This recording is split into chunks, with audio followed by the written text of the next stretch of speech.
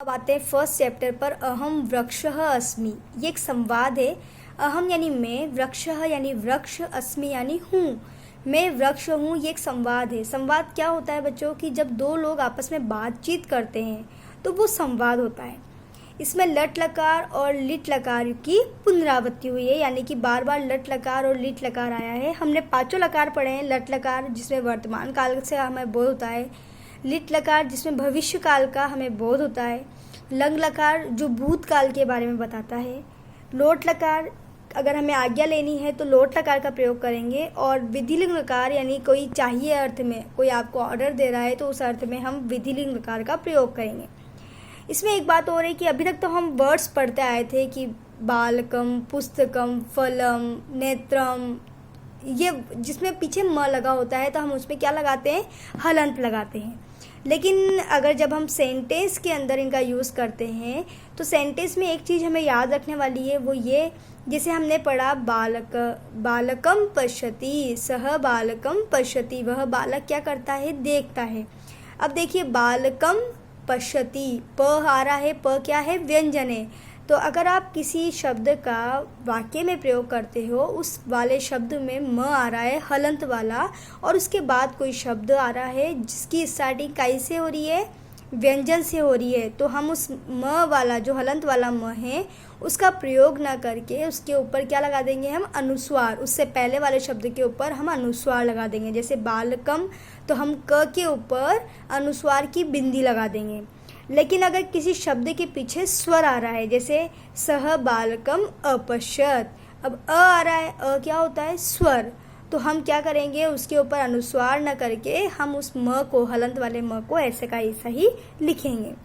हमने लट लकार और लिट लकार पढ़ाई है। पठति पठत पठंती, पठसी पठत पठत, पठामी पठाव पठाम, यानी कि वह पढ़ता है, वे दोनों पढ़ते हैं, वे सब पढ़ते हैं, तुम पढ़ते हो, तुम दोनों पढ़ते हो, तुम सब पढ़ते हो, मैं पढ़ता हूँ, हम दोनों पढ़ते हैं, हम सब पढ़ते हैं। ऐसे ही लिट लकार देखिए, पठिष्यति पठिष्यतः पठिष्यन्ति, यानी तुम पढ़ोगे, सॉरी वह पढ़ेगा, वे दोनों पढ़ेंगे, वे सब पढ़ेंगे।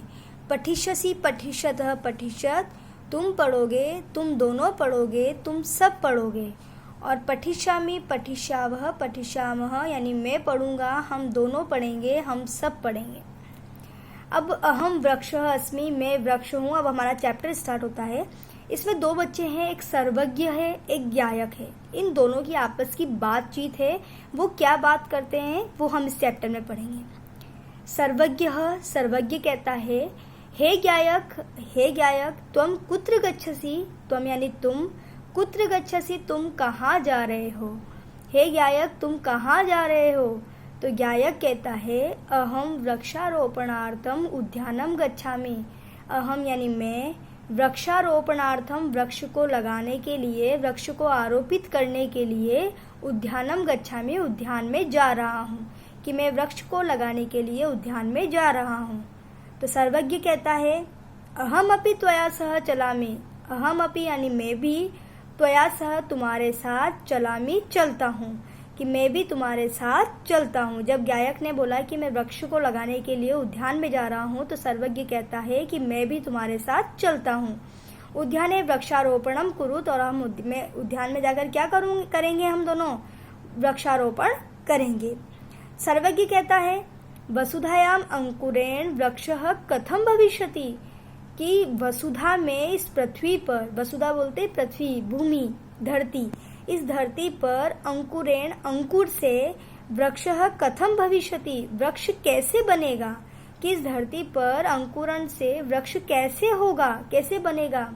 तो ज्ञायक कहता है, इमं प्रश्नम वृक्षमेव पृच्छावः, इमं प्रश्नम यानी इस प्रश्न को, वृक्षमेव यानी वृक्ष से ही, पृच्छावः यानी पूछते हैं, कि हम इस प्रश्न को किससे पूछते हैं, वृक्ष से ही पूछते हैं। सर्वज्ञ कहता है, वृक्ष अपि वदति किम, वृक्ष यानी वृक्ष भी, अपि यानी भी, वदति किम बोलता है क्या, क्या वृक्ष भी बोलता है। तो ज्ञायक कहता है, आम हाँ, वृक्ष अपि जीवः अस्ति, कि वृक्ष भी क्या है, जीव है, हमारी तरह एक जीव है। अद्य वयं वृक्षस्य आत्मकथां शृणु, अद्य यानी आज, वयम यानी हम सब, वृक्षस्य आत्मकथाम शृणुमः, वृक्ष की आत्मकथा को सुनते हैं। आज हम सब वृक्ष की आत्मकथा यानी अपनी कथा खुद वृक्ष कहेगा उसको सुनते हैं। अब वृक्ष क्या कहता है वो सुनिए कि अहम वृक्षः अस्मि, मैं वृक्ष हूँ।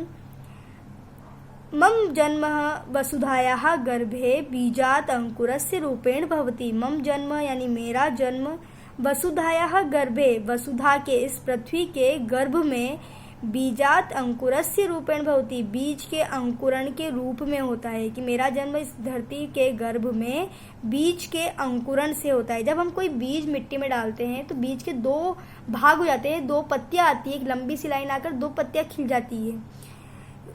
खिलती है, वही होता है अंकुरण। कि मेरा जो जन्म है वो वसुधा के गर्भ में बीज के अंकुरण के रूप में होता है। क्रमशः द्वे पत्रे अनेकानि पत्राणि ततश्च फलानि अपि आगच्छन्ति।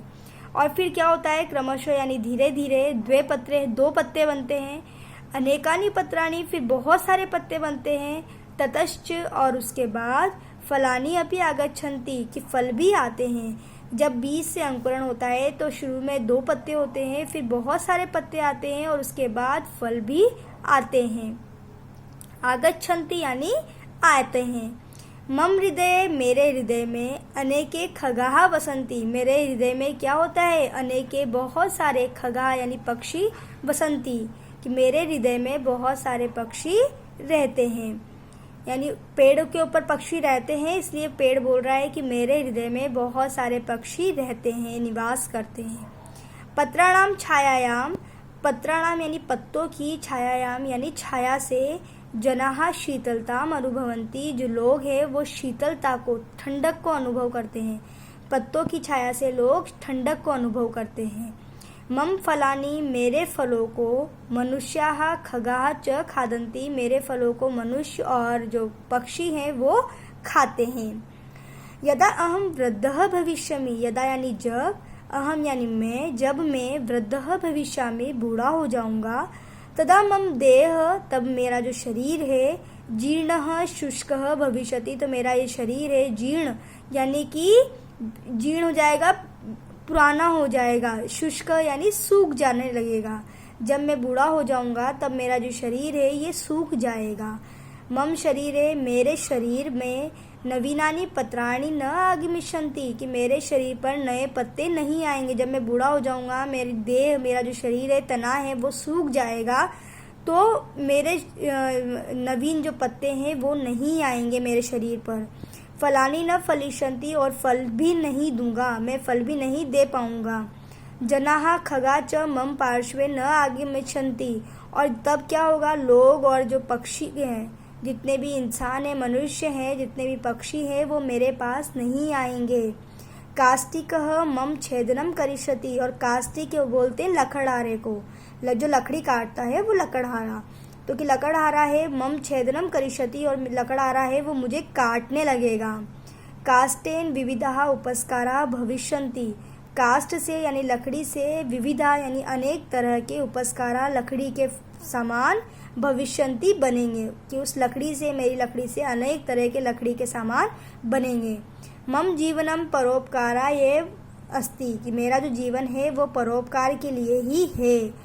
अतः मम विषये उक्तम च, इसलिए मेरे विषय में कहा भी गया है कि क्या कहा है कि परोपकाराय फलन्ति वृक्षा, कि जो वृक्ष होते हैं वो परोपकार के लिए, दूसरों के उपकार के लिए फल देते हैं। परोपकाराय वहन्ति नद्यः, जो नदियाँ हैं वो परोपकार के लिए ही, दूसरों के उपकार के लिए ही बहती है। परोपकाराय दुहन्ति गावः, जो गायें होती है वो भी परोपकार के लिए, दूसरों के उपकार के लिए ही दूध देती है। परोपकारार्थम इदम शरीरम, और हमारा जो ये शरीर है वो भी किसके लिए है, परोपकार के लिए। यानी कि वृक्ष अपना फल खुद नहीं खाता बल्कि दूसरों के लिए फल देता है। नदी अपना जल खुद नहीं पीती बल्कि दूसरों के लिए देती है। गाय अपना दूध खुद नहीं पीती बल्कि दूसरों के उपकार के लिए अपना दूध देती है। इसलिए हमारा जो ये शरीर है वो भी किस लिए है, परोपकार के लिए है।